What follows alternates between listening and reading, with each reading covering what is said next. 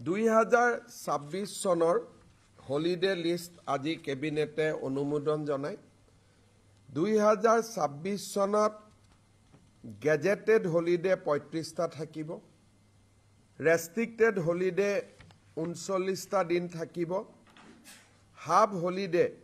এদিন থাকিব আৰু holidays under NI act 19 days থাকিব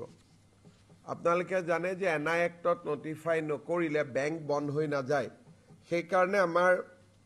গুটেইখিনিক আমি এটা সজাই দিছো যে গেজেটেড হলিডে 35 দিন থাকিব ৰেষ্ট্ৰিক্টেড হলিডে 39 দিন থাকিব হাফ হলিডে এদিন থাকিব আৰু এই গুটেই কেটা হলিডেৰ ভিতৰত 19টা দিন এনআই এক্টৰ অধীনত হলিডে হ'ব তাৰ উপৰি সেকেন্ড এণ্ড ফোৰ্থ স্যাটাৰডে এই কেটা হলিডে থাকিব আৰু আমাৰ কেবিনেটে হলিডে লিষ্টখনত অনুমোদন জনাইছে আপোনালোকে নিশ্চয় সেই লিষ্টখন পাই যাব আপোনালোকে বহল প্ৰচাৰ কৰিব পাৰিব প্ৰতি বছৰে আমি মাতৃ পিতৃ বন্দনাৰ 3 দিন ছুটি সময়ত ঘোষণা কৰো এইবাৰ যাতে এমপ্লয়ী সকলে টিকেট আদি আগতে কাটিব পাৰে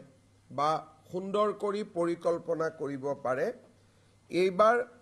মাতৃ পিতৃ বন্দনাৰ ডেট কেটাও আমি ঠিক কৰি দিছো হেতু হৈছে জুলাই মাহৰ 9 10 11 12 নহলে 23 24 25 26 অৰ্থাৎ দুটা দিন আমি দিছো এটা হল 9 10 11 12 জুলাই নহলে 23 24 25 26 জুলাই শনিবাৰ ৰবিবাৰ দুটা থাকিব দুটা দিন বন্ধ পাব 4 দিন পিতৃ মাতৃৰ লগত কটাবৰ কাৰণে